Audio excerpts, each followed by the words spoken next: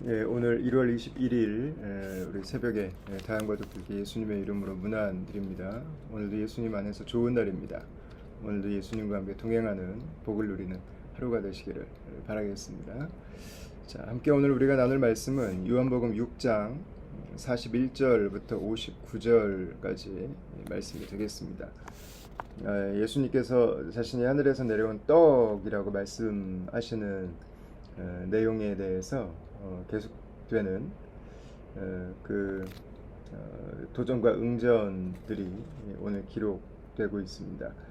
41절에 보시면 이렇게 시작하죠. 자기가 하늘에서 내려온 떡이라 하심으로 유대인들이 예수에 대하여 수군거려 이르되 이는 요셉의 아들 예수가 아니냐. 그 부모를 우리가 아는데 자기가 지금 어찌하여 하늘에서 내려왔다 하느냐. 이렇게 말씀하고 있습니다. 이 사람들 예수님 주변에 있는 이 사람들은 수군거립니다. 왜냐하면 이 사람들의 마음에 진짜 원하는 게 있었거든요. 이게 좀 실망을 한 겁니다. 예수님이 계속 빵공장 사장님으로 좀 계셔주시고 예수님께서 계속 자신들의 먹을 걸 좀 책임져 주시고 예수님께서 자신들의 교육 문제를 책임져 주시고 예수님께서 자신들의 건강 문제를 좀 책임져 주시고 이런 필요들이 있습니다. 예, 그리고 소중하죠. 그리고 예수님 안에서 이런 가장 인간의 기본적인 권리들이 또 채워지는 그런 정치의 변화, 경제의 변화, 사회의 변화들이 일어나죠. 그러나 예수님께서는 이스라엘이라고 하는 한 나라의 모습을 회복시키는 것보다 더 큰 계획을 가지고 계신 겁니다. 그게 이제 예수님께서 우리 사람들을 죄의 실체를 알게 하시고 죄로부터 떠나서 하나님의 자녀된 삶을 살아가도록 하는 것입니다. 바로 이제 거기에서부터 이들이 원했던 그 변화들, 예수님께 기대했던 것들이 이제 충족되고 채워질 수 있게 되는 것이죠.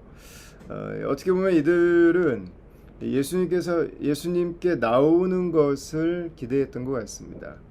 그런데 예수님께 무엇인가 나올 것을 기대했는데 예수님이 떡이라고 하니까 예수님에게 나오는 떡은 좋았는데 예수님께서 떡이라고 하니까 그거에 대해서는 좀 받아들이기가 어려웠습니다.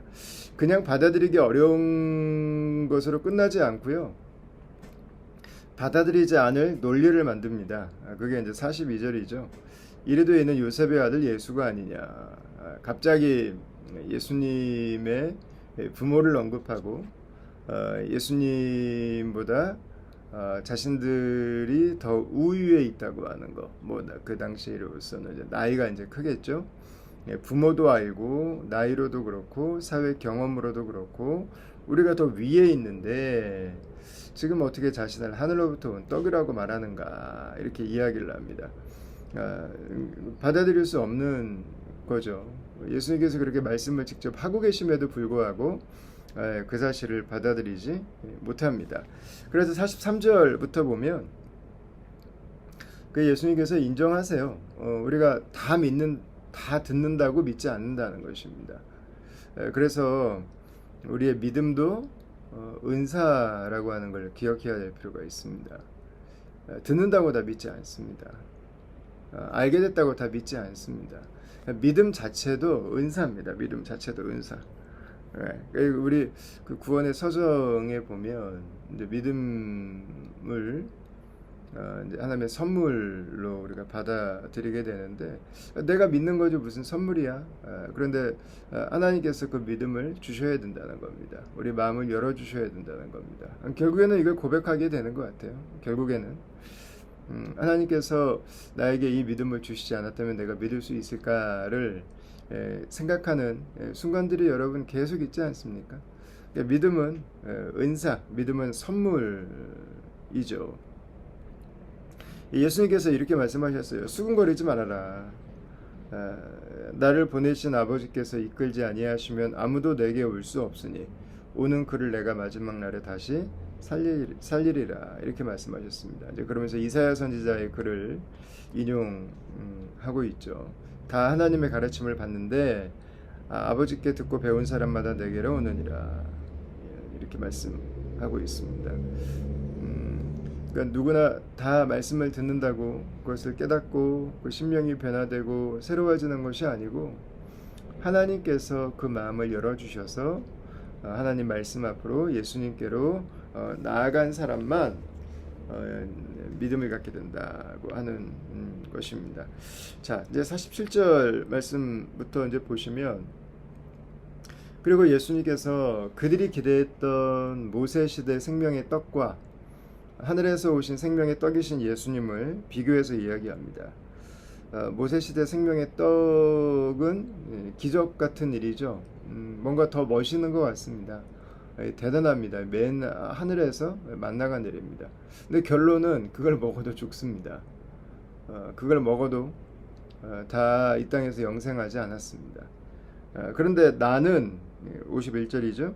하늘에서 내려온 살아있는 떡이니 사람이 이 떡을 먹으면 영생하리라. 내가 줄 떡은 곧 세상의 생명을 위한 내 살이니라 하시니라 이렇게 말씀하셨습니다. 예수님께서 하늘에서 내려온 떡이라고 말씀하셨고요. 이 떡을 먹으면 영생하리라. 하나님 나라에서 영원히 살아가게 된다. 하나님께서 회복하실 나라의 시민으로 영원토록 살아가게 된다. 이렇게 말씀하셨어요. 그리고 그 떡이 무엇인지에 대한 이제 정의를 내려주시는데 이게 이제 유대인들에게 또 다른 굉장한 좀 이해하기 어려운 부분이 되죠. 내가 줄 떡은 곧 세상의 생명을 위한 내 살이니라 그랬습니다. 그러니까 52절에 유대인들이 이렇게 말하죠. 그러므로 유대인들이 서로 다투어 이르되 이 사람이 어찌 능히 자기 살을 우리에게 주어 먹게 하겠느냐 이렇게 이야기합니다. 그죠? 이게 이해하기 어려운 개념. 이죠. 이게 잘못하면 사람의 살을 먹는다고 하는 인식으로 받아들일 수 있습니다. 그러나 여기에서 말하는 이 내용을 예수님은 굽히지 않으시죠. 53절부터 보시면요. 예수께서 이르시되 내가 진실로 진실로 너희에게 이르노니 인자의 살을 먹지 아니하고 인자의 피를 마시지 아니하면 너희 속에 생명이 없느니라. 예수님은 먹을 수 있어가 아니라 먹어야 한다고 말씀하고 계세요. 내 살을 먹고 내 피를 마시는 자는 영생을 가졌고 마지막 날에 내가 그를 다시 살리리니 내 살은 참된 양식이요 내 피는 참된 음료로다 그랬습니다. 내 살을 먹고 내 피를 마시는 자는 이미 영생을 가졌습니다. 그리고 과거에 내가 예수님을 살을 먹고 피를 마실 때 가졌던 영생은 주님께서 다시 오시는 날에 다시 살아나는 것으로 확증하게 됩니다. 이러면서 이제 예수님이 내 살은 참된 양식이요 내 피는 참된 음료로다 이렇게 말씀하고 계신 것입니다. 여기서 이제 먹고 마신다라고 하는 표현은 예수님이 이제 영접하는 것에 대한 표현이죠. 유대인들이 함께 식사를 한다고 하는 것은 한 가족이 되는 것입니다. 예수님을 먹는다라고 하는 것은 예수님을 영접하는 것입니다. 예수님을 받아들이는 것입니다. 우리가 음식을 먹음으로 그 음식에 있는 양분이 내 몸에 들어와서 내 생명이 유지되지 않습니까? 그것처럼 우리가 예수님을 먹는다고 하는 것은 내 안에 예수님이 들어오심으로 우리의 영원한 생명이 시작되고 또 예수 그리스도로 말미암아서 유지되고 담보되고 보증되고 확실하게 이루어진다고 하는 것을 의미하고 있는 것입니다. 그러니까 이 본문은 우리에게 이제 예수 그리스도를 우리에게 찾아오실 때 우리의 마음의 문을 두드리실 때 영접할 것을 그분을 모셔드릴 것을 격려해주고 있는 본문이라고 할 수 있습니다. 우리가 예수님을 영접하면 어떻게 되는가? 자, 56절입니다. 내 살을 먹고 내 피를 마시는 자는 내 안에 거하고 나도 그의 안에 거하나니 살아계신 아버지께서 나를 보내심에 내가 아버지로 말미암아 사는 것 같이 나를 먹는 그 사람도 나로 말미암아 살리라 이렇게 말씀하셨습니다. 예수님을 먹으면 예수님이 우리 안에 함께 거하신답니다. 그리고 우리가 예수님 안에 거한답니다. 하나가 되는 거죠. 우리가 예수님을 영접할 때 우리가 하나가 되는 것입니다.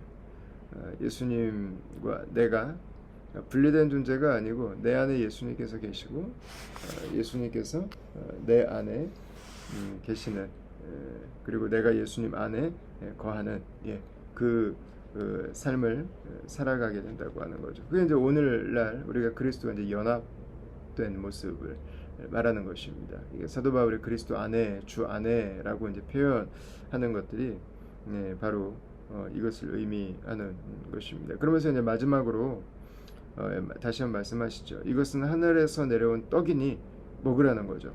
조상들이 먹고도 죽은 그것과 같이 아니하여 만나와 다르다는 겁니다. 만나는 하루하루의 생명을 책임졌지만 예수님은 영생을 영원히 책임지시는 분입니다. 이 떡을 먹는 자는 영원히 살리라 이렇게 말씀하셨습니다.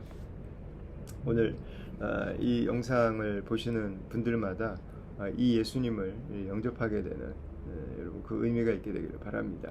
이 예수님의 살과 피는 예수님의 십자가를 의미하죠. 예수께서 십자가에 죽으심을 의미하죠. 나를 위해 죽으신 예수님, 나를 위해 피 흘리신 예수님은 내 죄를 위해서 나를 대신해서 십자가에 죽으신 것입니다. 그분의 죄에 대한 대가지불은 나의 죄를 도말하신 것입니다. 그래서 우리가 그 예수님을 믿음으로 영접하는 것입니다. 우리가 그 예수님을 믿고 그 예수님께서 하신 일을 나를 위해 하신 일로 내가 받아들이고 그 신뢰하고 그리고 하나님께서 나에게 믿음을 주실 때 예수님을 믿기로 작정하는 것입니다. 여러분 오늘 영상을 보시는 분들 가운데서 그렇게 나를 위해서 십자가에 죽으시고 다시 살아나신 예수님을 영접하는 그 은혜가 있게 되기를 바랍니다. 자, 그리고 마지막 절에 보면 이 말씀은 예수께서 가버나움 회당에서 가르치실 때 하셨느니라 그랬습니다.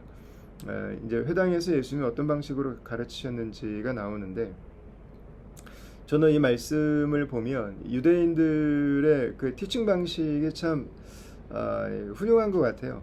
서로 주고받으면서 반론도 얘기하고 또 자신의 주장도 이야기하면서 함께 이야기를 계속 해가고 있죠. 우리 이제 양육이나 훈련을 할 때는 많이 주고받고 대화를 하려고 노력을 하는데 특히 우리가 한국 사람으로 듣는데 더 많이 문화적으로 좀 익숙해져 있고 그리고 나의 생각이나 나의 말을 하는 거에 대해서 조금 불편한 생각들이 있을 수도 있는데 좀 한편으로 이런 생각도 좀 해봅니다. 예배 때 우리 좀 같이 이렇게 질문을 하면서 함께 나누는 방식은 어떨까에 대해서도 좀 생각을 해보게 됩니다. 그래서 함께 서로 안에 있는 마음들이 좀 소통하면서 생각들이 소통하면서 진리 안에 우리가 다 함께 거하는 그 은혜로 나아가는 것. 그래서 우리 공동체가 함께 지금 추구해가는 방향이죠. 함께 서로가 서로에게 내 마음에 있는 것들을 같이 나누고 공유하고 그리고 무엇보다 우리가 진리이신 예수 그리스도 안에 함께 서기 위해서 이 공동체를 함께 세워 나가고 있습니다. 우리 가정에서도 우리 공동체에서도 계속해서 주께서 우리에게 주신 이 진리의 말씀, 이 복음을 이 하나님의 말씀을 이 피와 살과 같은 이 생명의 복음을 저와 여러분들이 함께 나눔으로 우리의 삶의 날마다 주 안에 풍성함을 경험하는 은혜가 있게 되기를 바라겠습니다. 이 시간 제가 잠시 한번 기도하겠습니다. 하나님, 오늘 예수님께서 하늘에서 이 땅에 오신 생명의 떡이신 것을 말씀하시는 것을 듣습니다. 나를 위해서 살을 주셨고 나를 위해 피 흘려 주신 주님, 우리가 십자가에 죽으신 예수님을 영접하고 죄사함을 받고 하나님의 자녀로 오늘도 살게 하시고 성령의 놀라운 능력 안에 오늘도 살게 하여 주시옵소서. 우리가 복음을 깨닫고 이해할 때 주님 서로 대화하고 그리고 소통하고 들었기 때문에 믿는 것이 아니라 내 안에 있는 모든 껄끄러움들과 내 안에 있는 불신앙들이 불식되고 쓸려 내려가고 깨끗하게 되어서 주를 믿고 주를 영접하고 주 안에 살아가는 하루하루의 복된 하나님의 자녀의 삶이 될 수 있도록 영상을 보시는 분들의 심령을 주장하여 주시옵소서. 우리 당공동체 오시는 분들마다 영상에 들어오시는 분들마다 하나님 믿음의 은사를 주시고 예수님 안에 이 땅에 있는 것들을 넘어서는 그 영원한 것들을 바라며 사모하며 살아가는 은혜를 허락하여 주시옵소서. 감사하고 예수님 이름으로 기도합니다. 아멘. 네, 사랑하는 다한가족 여러분, 오늘도 예수님 안에서 행복한 하루 되시기를 바라고요. 우리를 위해서 자신의 모든 것을 다 주신 예수 그리스도와 함께 동행하는 그분의 제자들의 하루의 삶의 여정이 될 수 있기를 바라겠습니다. 여러분들을 통해서 영광 받으실 주님을 찬양합니다. 여러분 감사합니다.